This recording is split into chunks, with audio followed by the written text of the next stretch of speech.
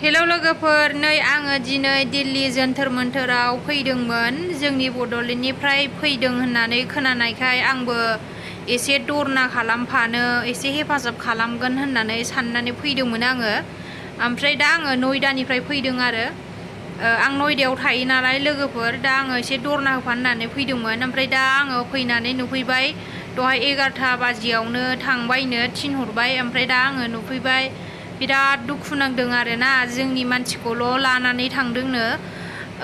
दा बिसोरो नै दस्रा देशनि बा दस्रा जाथिफ्रा दङ, ओमफ्राय बिसोरखौबा जेबो होनाखैनो, ओमफ्राय जोंनिखौल' बेफोरबायदि खालामनाय खोनानानै आङो फैनानै बिराद दुखु नांदों आरो। नैबे जायगायावनो मोननो दहाय जोंनि बड'लेण्डफ्रा बावहायनो फैदोंमोन। ओमफ्राय बिराद दुखु मोनदों आरो खोनानानै आङो। बेफोरबायदि खालामनो नाङामोन, मानो होनबा जोङो जेबो परेसानथ' खालामनाय नङामोन ना।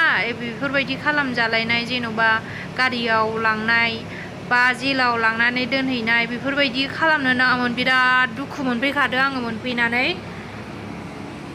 दा नोंथांमोनहा नायदो, नै बेयावनो जादोंमोन दहाय दरना होनाया, बावनो खालामदोंमोननो। आङो लोगो मोनबा मोजांसिन मोनगौमोन आरो, आंबो दरना होफागौमोन बिरादनो। नायदो लोगोफोर, बाहाय राभाफोराबो दरना होफैदों, बिसोरखौ जेबो होनाखै। जोंनिखौल' मानो बेफोरबायदि खालामदों बुजिनो मोनला आरो आं बिराद दुखु मोनखादों।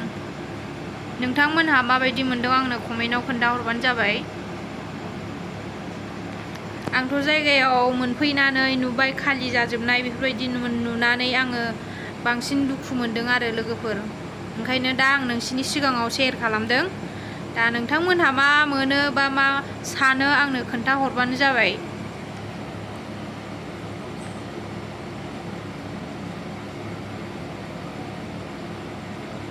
खालि खालामहोजोबखाबाय, बिराद दुखु मोनखादों आरो।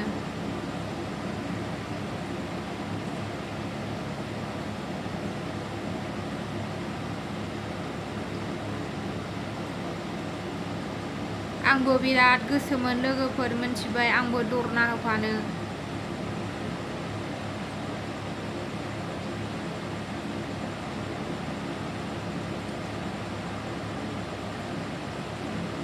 बिसोरो बेसे मोजां दरना होगासिनो दं लोगोफोर, जोंनियासो बेफोरबायदि खालामनो मोनासै।